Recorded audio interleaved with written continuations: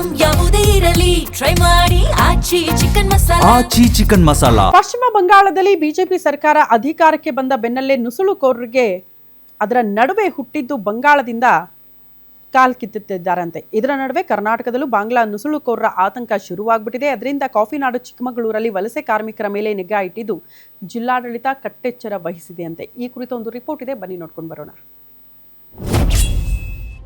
ಬಂಗಾಳದಿಂದ ಕರ್ನಾಟಕಕ್ಕೆ ಕಾಲಿಟ್ರ ಬಾಂಗ್ಲಾ ನುಸುಳುಕೋರರು. ಕಾಫಿನಾಡಿನಲ್ಲಿ ಪ್ರವಾಸಿಗರ ಮೇಲೆ ನಿಗಾ, ಜಿಲ್ಲಾಡಳಿತ ಕಟ್ಟೆಚ್ಚರ.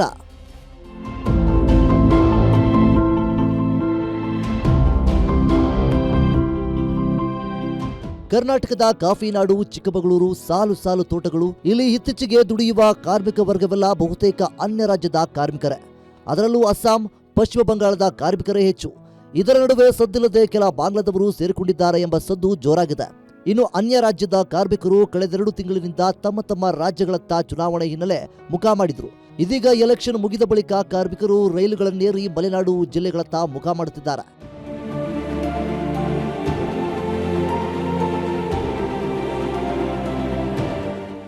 ಇನ್ನು ಕಾರ್ಮಿಕರ ಕೊರತೆಯಿಂದ ಚಿಂತೆಗೀಡಾಗಿದ್ದ ತೋಟದ ಮಾಲೀಕರು ನಿಟ್ಟುಸಿರು ಬಿಡುವಂತಾದ್ರೆ ಸದ್ದಿಲ್ಲದೆ ವಲಸೆ ಕಾರ್ಮಿಕರ ಜೊತೆಗೆ ಅಕ್ರಮ ನುಸುಳುಕೋರರು ಹೆಜ್ಜೆ ಇಡುವ ಆತಂಕ ಶುರುವಾಗಿದೆ.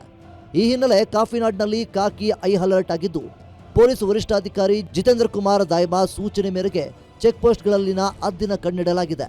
ರೈಲ್ವೆ ಸ್ಟೇಷನ್ಗಳಿಗೆ ಬರುವ ವಲಸೆ ಕಾರ್ಮಿಕರ ಮೇಲೂ ನಿಗಾ ಇಡಲಾಗಿದೆ.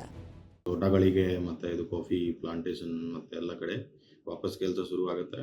ಈ ಉಸ್ಕಾರ ಮತ್ತೆ ಬೇರೆ ಬೇರೆ ರಾಜ್ಯವರು ಇಲ್ಲಿ ಬರ್ತಾರೆ ಕೆಲಸಕ್ಕೆ. ಸೊ ಈಗ ಅವ್ರಿಗೆ ಬರೋಕ್ಕೆ ಮುಂಚೆ ಅವ್ರದ್ದು ವೆರಿಫಿಕೇಶನ್ ಮತ್ತೆ ಎಲ್ಲ ಅವ್ರದ್ದು ಕ್ರಿಮಿನಲ್ ಆಂಟಿಸಿಡೆಂಟ್ ಚೆಕ್ ಮಾಡೋಕ್ಕೆ ಒಂದು ಪ್ರೋಸೆಸ್ ಸ್ಟಾರ್ಟ್ ಮಾಡಿದ್ದೀನಿ. ಹೇಳಿದ್ದೀವಿ ಆಲ್ರೆಡಿ.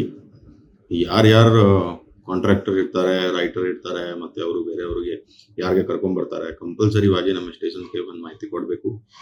ಜೊತೆಗೆ ಕಾಫಿ ತೋಟದ ಮಾಲೀಕರಿಗೆ ಗೈಡ್ಲೈನ್ಸ್ ಜಾರಿ ಮಾಡಲಾಗಿದೆ. ತಮ್ಮ ತೋಟಕ್ಕೆ ಬರುವ ಕಾರ್ಮಿಕರ ಮಾಹಿತಿ ಇರಬೇಕು. ಜೊತೆಗೆ ಕಾರ್ಮಿಕರ ಜವಾಬ್ದಾರಿ ಹೊತ್ತ ಮೇಸ್ತ್ರಿ, ಕೆಲಸಗಾರರ ವಿವರ ನೀಡಬೇಕು. ಕಾರ್ಮಿಕ ನಡೆಯಲ್ಲಿ ಅನುಮಾನ ಬಂದರೆ ಸ್ಥಳೀಯ ಪೊಲೀಸ್ ಠಾಣೆಗೆ ಮಾಹಿತಿ ನೀಡಬೇಕು ಅಂತ ಸೂಚನೆ ನೀಡಲಾಗಿದೆ.